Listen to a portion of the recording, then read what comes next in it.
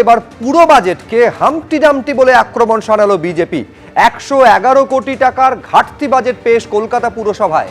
নির্ধারিত আয়ের লক্ষ্যমাত্রায় পৌঁছতে পারেনি পুরসভা। পানীয় জল সহ অধিকাংশ ক্ষেত্রে নির্ধারিত খরচ করতে পারেনি। রাজ্য সরকারের লক্ষ্মীর ভাণ্ডারের উল্লেখ পুরো বাজেটে কেন, এই প্রশ্ন তুলেছে বিজেপি। হামটি ডামটি বাজেট বলে আক্রমণ শানিয়েছেন বিজেপি কাউন্সিলর সজল ঘোষ। পাল্টা মেয়রের দাবি, সব ক্ষেত্রে উন্নয়নেই নজর দেওয়া হয়েছে।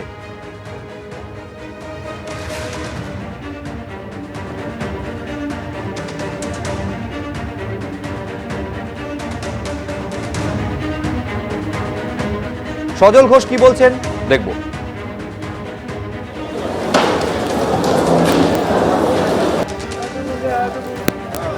মাত্র 3 কোটি টাকার তফাৎ হয়েছে।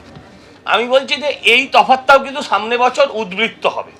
কেন হবে আমি আপনাকে বুঝিয়ে বলছি। তার কারণটা হচ্ছে প্রতিদিন এখান থেকে লোক সংখ্যা কমছে, রিটায়ারমেন্ট হচ্ছে, নতুন রিক্রুটমেন্ট নেই।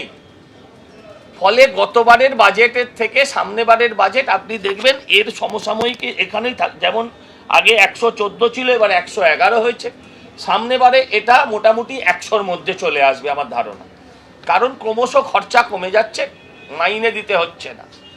হ্যাঁ, আর ঘটনা হচ্ছে যে এই বাজেট পুরোটাই একটা অঙ্কতত্ত্বের জাগলারি। আপনারা দেখুন গত বছর তাদের বাজেট বরাদ্দ কী ছিল এবং আলটিমেটলি তারা কোন জায়গায় পৌঁছতে পেরেছে। 1 ফেব্রুয়ারি আপনাদের মনে থাকবে কেন্দ্রীয় বাজেট পেশ হয়েছিল সংসদে। সেদিন সেই বাজেটকে কটাক্ষ করে মমতা বন্দ্যোপাধ্যায় কি বলেছিলেন দেখুন। টোটালটাই মিথ্যে কথার ফুলঝুরি। Humpty dumpty budget for Bengal, what they have given? Nothing. Talking big big, কিছু দেয়নি। যে ফ্রেট করিডোরের কথা বলেছে ডানকুনি থেকে, ওটা আমার রেলওয়ে বাজেটে 2009-এ I place the budget. There you will see I have mention about Dankuni and Amritsar. আর আজকে পুরো বাজেটকে হামটি ডামটি বলে কটাক্ষ করেছে, হামটি ডামটি বাজেট বলে কটাক্ষ করেছে বিজেপি। পাল্টা উত্তরে মেয়র কি বললেন দেখুন। মমতা ব্যানার্জিকে দেখে যদি কেউ বলতে শিখতে চায় বলা বুলি শেখে তাহলে ভালো। যদি বুলি শিখতে চায় মমতা ব্যানার্জির কাছ থেকে তাহলে তো ভালো। বিজেপি তো শিক্ষা নিচ্ছে মমতা ব্যানার্জির কাছ থেকে। 111 কোটি টাকার ঘাটতি বাজেট পেশ হয়েছে কলকাতা পুরসভায়, যাকে কটাক্ষ করেছে বিজেপি এই বলে যে নির্ধারিত আয়ের লক্ষ্যমাত্রায় পৌঁছতে পারেনি পুরসভা। পানীয় জল সহ অধিকাংশ ক্ষেত্রে নির্ধারিত খরচ করতে পারেনি। পাশাপাশি বিজেপির তরফে এই প্রশ্নও তোলা হয়েছে যে রাজ্য সরকারের লক্ষ্মীর ভাণ্ডার প্রকল্পের উল্লেখ পুরো বাজেটে কেন থাকবে। এখানে যে চার্টটা দেখতে পাচ্ছি তাতে দেখে যেটা বুঝতে পারছি মাইনাসে যাচ্ছে, সেই মাইনাসটা গত বছরের থেকে একটু কম। কিন্তু সেটা আমরা কমটা কি করে বুঝবো? আমরা যে যখন এটা রূপায়িত হবে তখনই আমরা উপলব্ধি করতে পারবো সত্যিকারে কম, এইটুকু কম না আরও কম। কমের কারণে একটাই কারণ, সামনে ইলেকশন। সেই জন্য আমি ঘাটতিটা কম রেখেছি। দেখো আমরা এতটা করে নিয়ে এসছি, আগামী দিনে কম ঘাটতি তো এগোতে পারে, অতটা ঘাটতিতে এতটা খানি কমিয়ে আনতে পারি। সে আগামী নির্বাচনীমুখী বাজেটে এটা মনে হচ্ছে দেখে আমার, এইটুকু দেখে। কারণ পুরো পড়া এখন আমাদের সময় হয়নি। আর মেয়র সাহেব যেটা পড়লেন সেটা উনি জাম্পিং করে করে পড়ে বললেন সবাই পড়ে নেবেন। কিন্তু কোনো প্ল্যানিং নেই, কিচ্ছু নেই। এখনো ওলা ড্রেন দেখতে পাবেন, মাছি উঠছে। এই তো উন্নয়ন। ন্যাশনাল প্রজেক্ট ওদের টাকা আছে, বাংলার জন্য আলাদা করে কোনো টাকা নেই। সবার সেটিং আছে, টিএমসি বিজেপি ও দুজনে মিলে যেটা ঠিক করবে সেটাই। নমস্কার। নির্বাচনের আগে দমদম বিধানসভা কেন্দ্র ঘুরে দেখতে এসেছি। আমিও ঘুরবো, আপনাদেরও ঘোরাবো, আর বোঝার চেষ্টা করব ভোটের হাওয়া ঠিক কোন দিকে ঘুরছে।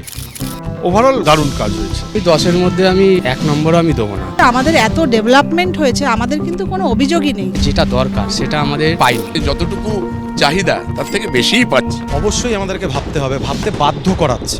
দমদম বিধানসভা কেন্দ্র দমদম লোকসভা কেন্দ্রের অন্তর্গত। দমদমে মোট 3টি পুরসভা আছে: উত্তর দমদম পুরসভা, দক্ষিণ দমদম পুরসভা আর দমদম পুরসভা। এর মধ্যে দমদম পুরসভার মোট 22টি ওয়ার্ড আর দক্ষিণ দমদম পুরসভার 1 থেকে 17 নম্বর ওয়ার্ড নিয়ে দমদম বিধানসভা কেন্দ্র। গলিতে গলিতে ফ্ল্যাট হয়ে যাচ্ছে। আগে যে রাস্তা ছিল সেই পথে অনুযায়ী কিন্তু এখন এটা রাজপথ। রাস্তাঘাটে তো প্রচুর ক্লেম আছে, রাস্তা কোনো খানাখন্দ নেই, প্রচুর খারাপ অবস্থা। অল্প বৃষ্টিতে গোটা দক্ষিণ দমদম পৌরসভা অঞ্চল জুড়ে জলের তলায় চলে যায়। বৃষ্টির উইদিন 10 মিনিটসের মধ্যে জলটা কিন্তু পুরোপুরি নেমে যায়। হাঁটু পর্যন্ত জল থাকেই, একটা বড় সড়ো অ্যাক্সিডেন্টও হয়েছে। খুব একটা যে ভালো পরিস্থিতি ওরকম নয়। এখানে পরিষ্কার পরিচ্ছন্ন নিয়মিত করা হয় না। নিকাশি ক্ষেত্রে তো এখন আর জল জমে না এখানে। বর্ষাকালে আগে বন্যা হতো। গোটা সিস্টেমটা দাঁড়িয়ে আছে দুর্নীতির ওপরে, গোটা দলটা দাঁড়িয়ে আছে দুর্নীতির ওপরে। দু একটা জায়গায় খারাপ আছে, কোনো সন্দেহ নেই, কিন্তু তার টাকা এসে গেছে, পথশ্রী কাজ শুরু হয়ে গেছে। আমরা বহুবার অভিযোগ জানিয়েছি, কাউন্সিলর থেকে শুরু করে বিধায়ক, এমপি সবাইকে জানানো হয়েছে। বিগত 15 বছর ধরে সেই কোনো সুরাহা আমরা আজ পর্যন্ত পাইনি। প্রাপ্তবাবু শিক্ষামন্ত্রী তো, ওনার এই কনস্টিটুয়েন্সির মধ্যে এরকম অজস্র উদাহরণ আছে, প্রায় দুর্নীতির চূড়াতে বসে আছেন উনি। দুর্নীতি একটা রাজনৈতিক শব্দ। বিজেপিতে থাকলে যতক্ষণ বিরোধী দলে আছে সে দুর্নীতিগ্রস্ত। যে মুহূর্তে জামা পাল্টে বা জার্সি পাল্টে সে বিজেপিতে চলে যাচ্ছে, সে মুহূর্তে সাধু হয়ে যাচ্ছে।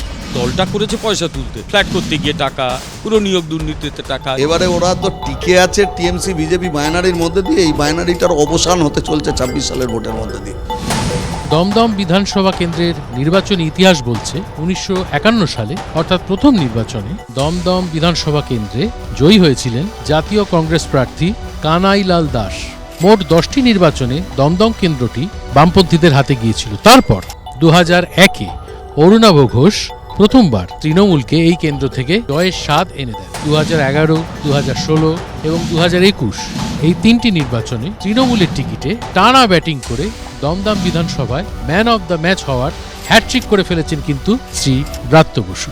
এখানে জল নিয়ে একটা প্রত্যেকবারই একটা সমস্যার কথা শুনি, আবার জলের সমস্যা সেটা সমাধানও করা হয়। এত ডেভেলপমেন্ট, সেই ডেভেলপমেন্টের জন্য আমার কোনো অভিযোগ নেই। এখানে জলাজমির ভরাট করে কোনো বিল্ডিং হয়েছে বলে আমি আমার এই 60 বছর বয়সে দেখিনি। একটার সাথে একটা বাড়ির সাথে একটা বাড়ি লাগোয়া, মাঝখানে জায়গা ছান নেই, অগ্নি নিরাপকের সেরকম কোনো ভালো ব্যবস্থা নেই। যদি কোনো সমস্যা হয় সেই সমস্যাগুলো থেকে মানুষ যাতে বেরিয়ে আসতে পারে তার কোনো বিকল্প ব্যবস্থাই নেই। এখানে বেআইনি নির্মাণে হাইকোর্ট অর্ডার করেছিল একটা বিল্ডিং ভেঙে দিতে হবে, ডিমোলিশন অর্ডার কোর্ট করছে। এরা মিউনিসিপ্যালিটি বসে বোর্ড মিটিংয়ে ঠিক করছে ওর কার্নিস ভেঙে দিলেই হবে, কিন্তু কোর্ট তো ডিমোলিশনের অর্ডার বলেছে। একটা ফ্ল্যাটে যদি আগুন লাগে থাকবে এই অঞ্চলগুলো, কিচ্ছু থাকবে না। জলাজমি বোঝানোর চেষ্টা মাঝে মাঝে হয়, পুলিশ প্রশাসন সতর্ক থাকে, আমরা সতর্ক থাকি, আমাদের স্থানীয় নেতৃত্ব সতর্ক থাকে, সেটা বন্ধ করাও হয়। গোটা পশ্চিমবাংলার মতো দমদম অতলে তলিয়ে গেছে। সরকারি বিদ্যালয়গুলো যেগুলো অলরেডি বন্ধ হয়ে গেছে, আর অনেক আছে যেগুলো অলরেডি বন্ধ হওয়ার দিকে দৌড়াচ্ছে। ডাক্তারবাবুরা সব শিক্ষা শেষ করে দিলেন, সরকারি শিক্ষা। মতিঝিল কমার্স কলেজ ব্যাংককে ভাড়া দিয়ে দিচ্ছে,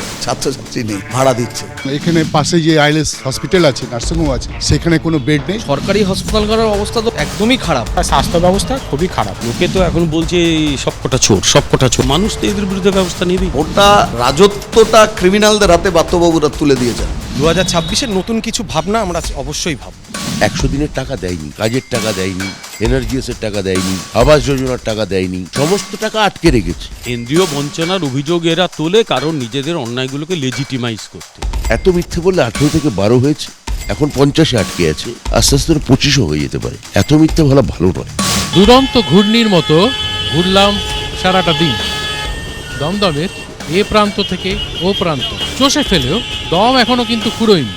তবে সময় তো ফুরিয়ে গেছে, আজ এখানেই আমার সফর শেষ করতে হচ্ছে। আপনারা দেখতে থাকুন তারকার চোখে তারকা কেন্দ্র, চোখ রাখুন শুধুমাত্র এবিপি আনন্দ। এবিপি আনন্দ, এগিয়ে থাকে, এগিয়ে রাখে।